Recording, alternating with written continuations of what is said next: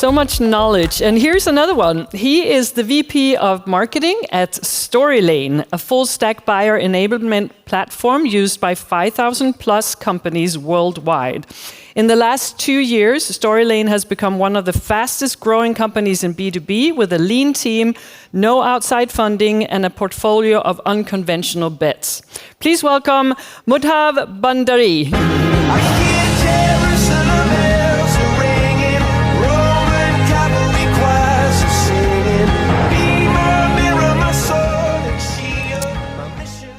Hi, everybody. Can you hear me okay? All good? Okay, how's the post-lunch energy going? Good, yeah? I'm feeling a little, I think the food was a little heavy. Yeah. Okay, cool. So today I'm going to talk about our customer marketing playbook. I think this is something I was working on a year back, and I really sort of felt, if I could have gotten this information a year back, would have missed a lot of loops. So it's a bit of our playbook, more step by step. So just a little bit of context about me. I run marketing at Storylane, which is a full stack buyer enablement platform. We basically help sort of companies build product demos so they can show their product to the buyers before they have to sign up or get on a call. The reason why I'm giving you this context is because you're going to hear the word demo quite a bit in the next couple of slides, and you'll understand why. I think it took us about 2 years to get to 10 million in ARR. We're used by some of the largest companies in the world, Microsoft, Amazon, NASDAQ, you name it. And what's an interesting thing, a year back, my entire marketing portfolio was all in on net new acquisitions, ads, outbound, demand gen, SEO, everything, right? And that's not a bad thing. It was just 100% that portfolio, right? And then I think we just started thinking about okay, maybe expansions is a sort of motion that we can go in, and maybe investing in customers is something we can consider. My talk is basically split into 3 parts. What convinced me, the exact 0 to 1 playbooks, it's simple 6 steps that you can follow, and then how do you measure it? How do you know if it's successful or not? So the first segment, there were 3 reasons that happened. One is, and this is a LinkedIn hot take, which is basically, I do feel that the buyers that we built our entire demand gen funnels for, I think is dying or is gone now.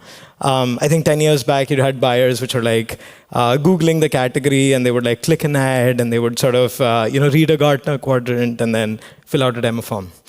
It was fairly easy. Today, you hear about tools from a peer. You might have heard from somebody at a dinner, let's say last night at SaaSiest, or in your conversations today, right? You go ask on Slack, hey, how's this tool? You see a LinkedIn post, you ask people, if they've used it, right? And honestly, maybe just a quick exercise for you all to just think about internally is, think of the last 3 tools. How do you hear about them first? Most likely it's going to be one person that actually comes to your mind. So that basically convinced me, okay, that I need to, build on peers. The second reason was I'm part of a few CMO circles, and I basically sort of shared my marketing portfolio with them. And the feedback I got was that I was over-indexing on net new, and I should be investing in customer marketing, because it's just, it pulls 3 levers at once. You can get customers to refer more customers. You can get customers to internally expand within your organizations, more usage, more seats, more internal selling, especially if you're selling into really large organizations, right? Something like an Amazon or Microsoft with almost unlimited upsell. You can sell into different regional teams, all of that, right? And then it can also help with retention, right? When customers talk to each other, when they sort of learn how to sort of use the product, they obviously see more value out of the platform, right? So there was a lot of those things. And then this is the third, the final nail in the coffin for me. It was basically, I was talking to the CMO of a sales enablement company that does 300 million in ARR. And he said, we get 80% of our revenue every year from existing customers. And I was like, phew. And then, when I looked in, I saw 1,000 of their customers were our customers as well. So I'm like, okay, and we really need to do it. And then he's like, listen, if you just do the math, if today you just completely shut down net new and you don't get any net new customer, and if your NRR, which is basically net revenue retention, is at 115%, in 5 years you're going to double the revenue without any net new acquisition. So I was like, I got to get in on this. So I went up to my CEO. I'm like, we need to invest in customer marketing. We need to start thinking about expansions. So, and then, it became a mission, especially across organization, right? Like, how do we make our customers learn from other customers, right? And it was like our North Star within the marketing team. It was every program, every event, every piece of content.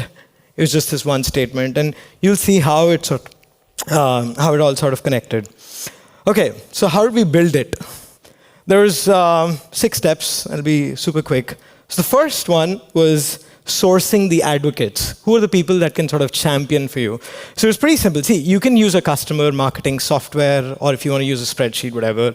I started with a spreadsheet. We basically listed down all of the companies. I basically went up to our CSMs and I'm like, tell me customers that have interesting use cases or have potential to expand into sort of a larger account, right? So we created a sheet which is like ARR and what plan are they, who's the champion, who's the CSM, who's the salesperson that closed the deal, and why, right? So there could be metrics, there could be use cases, there could be a person that was championing for it.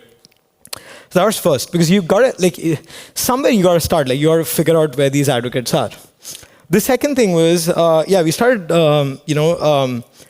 if there was going to be somebody who was going to be an advocate for us, we wanted to give an option that not every advocate needs to be engaged at the same level. Someone wants to be a low engagement, someone wants to be high engagement. So we typically have like a customer advocacy menu. It's sort of like a type form that you see on the right, which we send to the people that we feel could be good advocates. And it's as low of an ask as, hey, can you write a G2 review for us? Or, hey, can you, record a case study with us? Or it could be a high ask, like, hey, can you share your playbook, in a webinar? Or can you go to a conference and, speak on our behalf? There was like multiple things, and, people can select multiple options, but it just shows us like what's the scale that these guys can sort of work with us. Then we hosted an event, I highly recommend doing this, hosting an annual customer advocacy event. So ours was actually called the Demo Dundies, which is sort of, if there are any Office fans here, it's kind of, there's a correlation to the Office, and these are my colleagues who are dressed up as the Office characters. But the goal here was, how do we get all of our customers, I would say like, be excited for this one event where they can share their all unique use cases, their results, their best demos in there. And we actually made it super interesting. So we were like, okay, let's do things a little bit differently. We're going to do a format differently. We're also going to give a prize that you wouldn't hear mostly in B2B. So in season 1, we gave an all expenses paid trip for 2 to Paris. Second time, we gave it for like, I think Rome and, all of that. It was just like, it was maybe costing us like $6,000, $7,000, but you have no idea the amount of potential advocates we identified with it. It was like, there was like a gazillion people, the whole year sort of building up, preparing for this competition. And they come to us with all of these new unique use cases, and they're like, okay, there are like 40 advocates in here. And we had all of these customers talking about us on LinkedIn, and it's just such a great way to like just do things at scale. I've got this QR code. If you guys want to see, it's like a 28-minute episode. If you guys want to see how we did it, we just in case you want to do that. Cool. Then the next thing that we did was we launched a premium customers-only community. So we called it the Final Demos Club. It was basically only for customers. It was, virtual show and tell. So off the record, sort of 300 people showing up, a customer sharing literally everything what they're doing, how they built the demo, what were sort of, how much pipeline they closed, all of those things.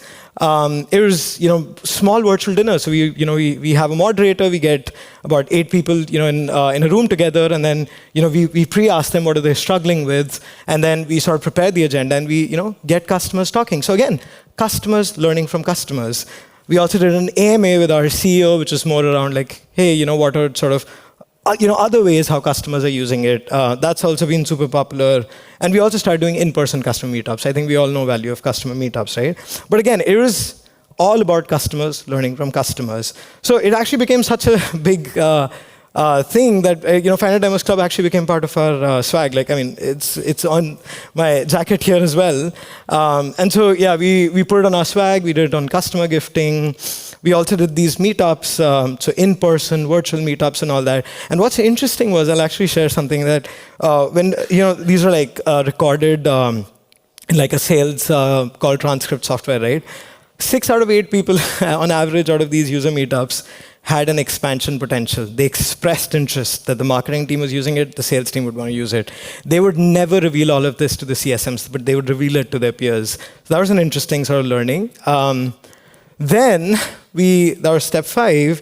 We took all of the content, all of these unique use cases, all of these different ways people did it, and created a library of content with our customers' examples. So on the right that you see is one of our most exhaustive thing, which is like Storylane playbooks, how other customers are using it, different ways, events, sales, outbound, marketing, ads, websites, bunch of different things, right?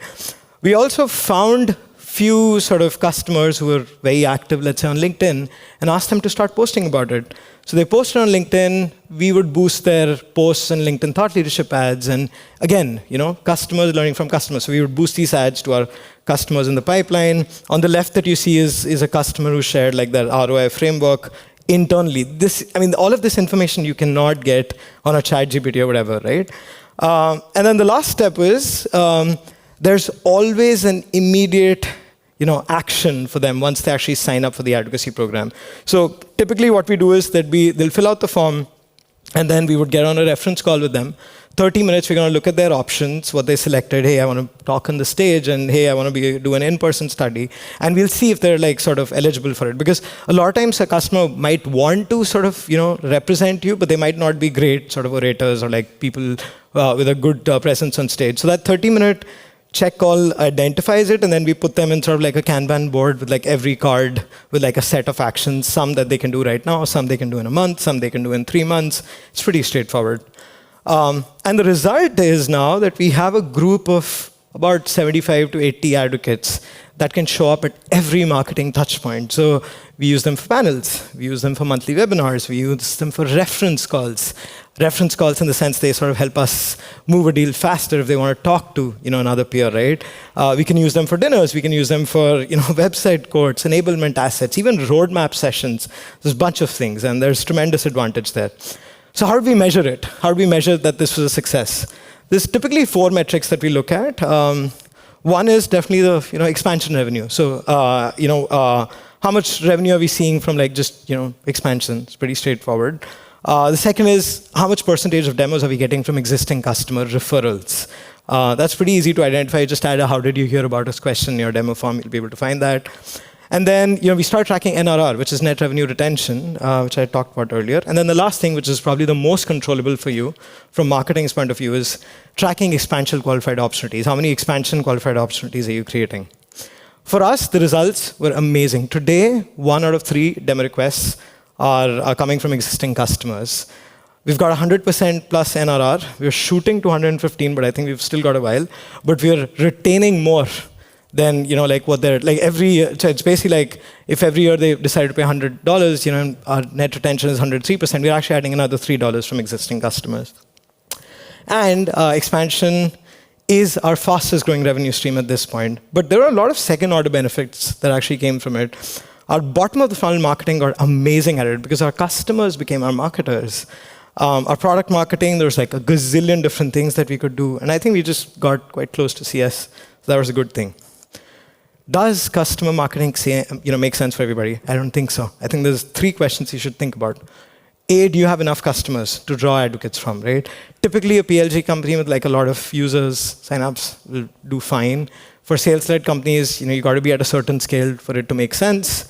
Second thing, is your product scalable enough? So when I say scalable, is it horizontally scalable?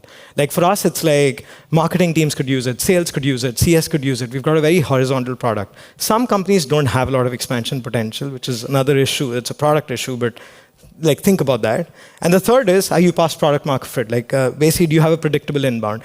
Because if you don't, it doesn't make sense to invest in customer marketing. So what I'm going to leave you with is, in the age of peer trust, I don't know how many of you all were at the dinner yesterday in that beautiful venue, but I think one thing somebody said there was that peer trust is the most important thing right now, right? Like I think our buyers trust peers more than ads or content or anything else, right? And the question to think about is, whether your customers are those peers. You want to have as many of those in your room, right? So that's it. You can connect with me on LinkedIn. And thank you so much. Thank you. Of course. Wonderful. And you would think with all the stuff that you're doing that you didn't have more time, but I have rumors, I've heard rumors that you might be writing your first book. That is correct. Yes. Tell us about that. Yeah. So we've had an incredible brand over the last 2.5 years, and then I started working on a concept which was like, how do we interrupt patterns and keep spotting different patterns to interrupt. So it's a whole philosophy of how we grew our brand by 7x, and the whole story of how we grew our revenue. And the book is called Pattern Interrupt Marketing. It's coming out in a few weeks. You can check it out there. Wow. Yeah. Super. Thank you so much. Thank you. Yeah.